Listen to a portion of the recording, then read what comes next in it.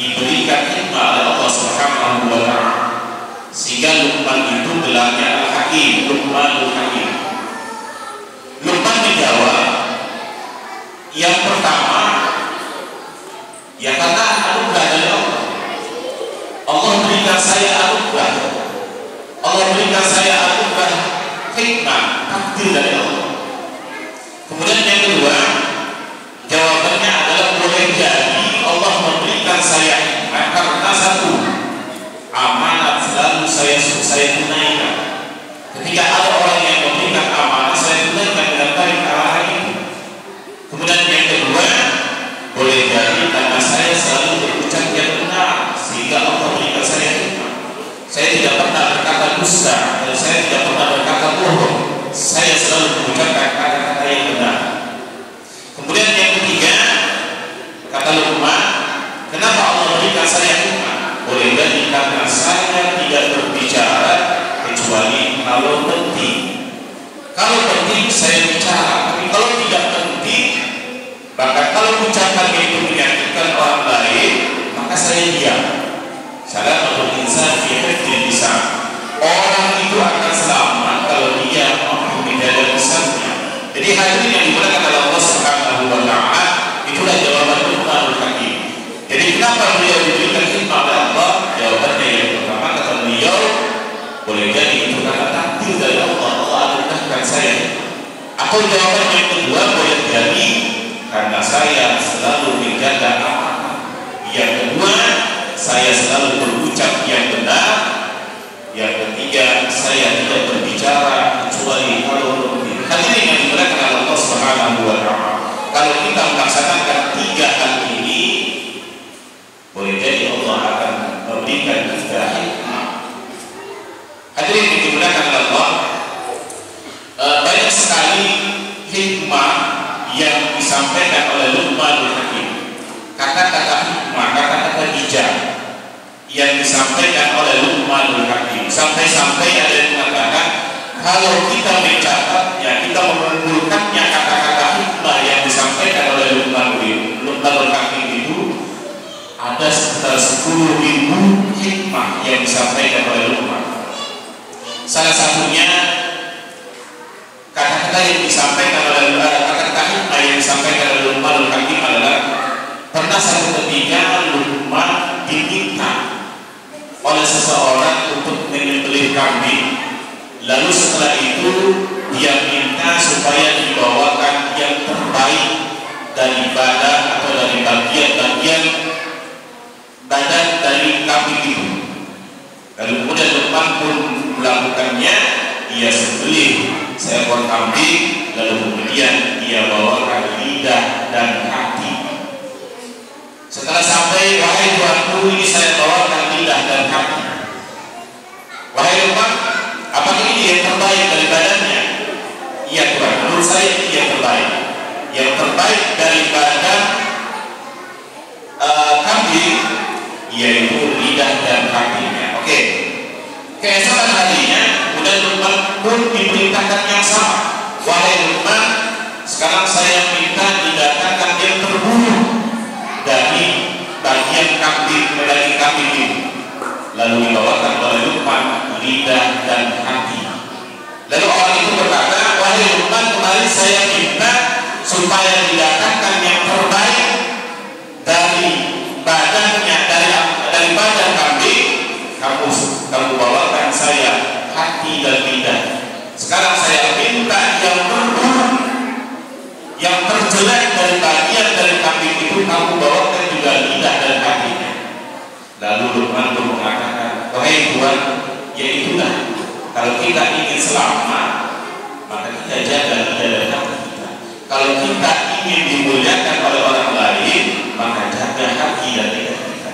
Tetapi kalau kita ingin tidak selamat, ingin dicaci maki oleh orang lain, tidak dihormati oleh orang lain, silahkan kita tidak menjaga hati dan lidah kita. Hadirin yang dimuliakan oleh Allah Subhanahu wa Ta'ala.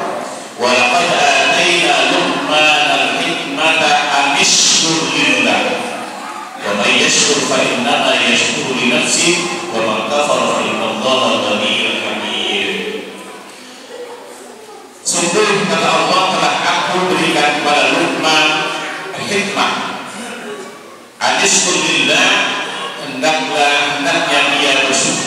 kepada Allah.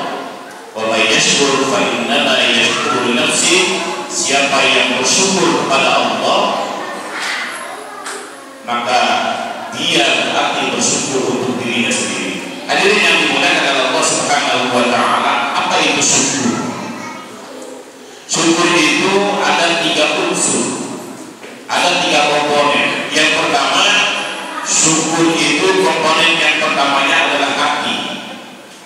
Harus menyadari bahwa apa yang Allah berikan, apa yang kita terima, itu adalah nikmat yang datangnya dari Allah Subhanahu wa taala. Anda mendapatkan anak bukan hasil usaha Anda. Anda mendapatkan rezeki pekerjaan bukan dari hasil usaha Anda. Anda mampu membeli ini dan itu, semua itu bukan dari hasil usaha Anda semata. Tetapi apa? Hal itu karena nikmat dari Allah Subhanahu wa taala. Bukan semata usaha kita, tetapi di situ ada tangan Allah Subhanahu wa taala. Kenapa? Karena banyak orang yang menikah tapi sampai saat ini belum punya anak. Ada orang yang sudah berusaha mencari pekerjaan sampai saat ini dia belum mendapatkan pekerjaan. Dari dulu sampai sekarang orang berusaha mati-matian tetapi sampai sekarang belum sukses, belum menghasilkan sesuatu. Jadi hati kita mengakui bahwa apa yang kita terima itu adalah nikmat pemberian anugerah dari Allah Subhanahu wa taala. Hati kita pertama mengakui. Yang kedua,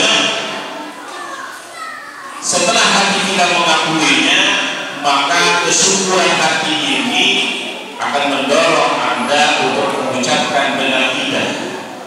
Kita ucapkan alhamdulillahirabbil alamin, segala puji bagi Allah Tuhan semesta alam. Hati kita mengakui bahwa semua itu adalah anugerah dari Allah, bukan semata-mata karena usaha kita. Setelah hati kita mengakui, maka kita ucapkan alhamdulillahirabbil alamin. Jadi komponen syukur yang kedua adalah lisan, lidah. Kemudian yang ketiga, amal perbuatan.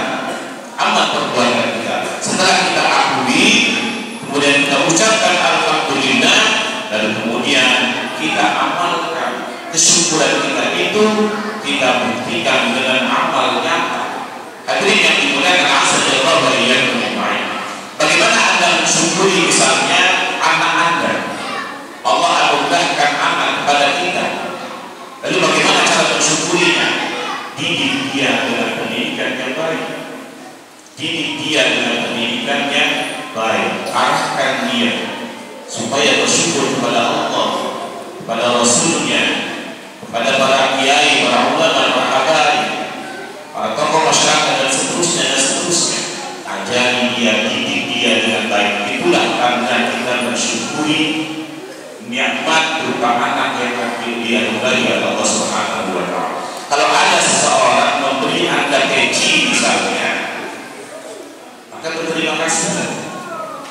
Ada orang yang memberi kita sesuatu, maka berterima kasih kepada peci yang diberikan itu harus dipakai.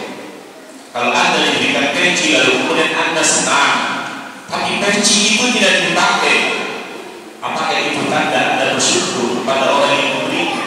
Tidak. Tanda kita bersyukur, berterima kasih kepada orang yang memberinya itu, yaitu dengan cara peci itu dipakai. Kita buktikan dengan amal perbuatan kita. Hadirin yang dimuliakan Allah Subhanahu wa taala. Kata waktunya yang singkat, demikianlah khutbah yang dapat saya sampaikan. Mari kita teladani apa yang dilakukan oleh Luqmanul Hakim, yaitu beliau bersyukur kepada Allah Subhanahu wa taala atas anugerah hikmah yang diberikan kepadanya. Mudah-mudahan kita bisa mengamalkan salah satu nasihat yang disampaikan oleh Luqmanul Hakim untuk anaknya yang hakikatnya untuk kita semua, dan mudah-mudahan kita semua termasuk orang-orang yang diberikan kemampuan oleh Allah Subhanahu wa taala untuk bisa menjalankan apa yang diperintahkan oleh Allah Subhanahu wa taala dan menjauhi larangan-larangannya. Amin. Amin ya rabbal alamin. A'udzu billahi minasyaitonir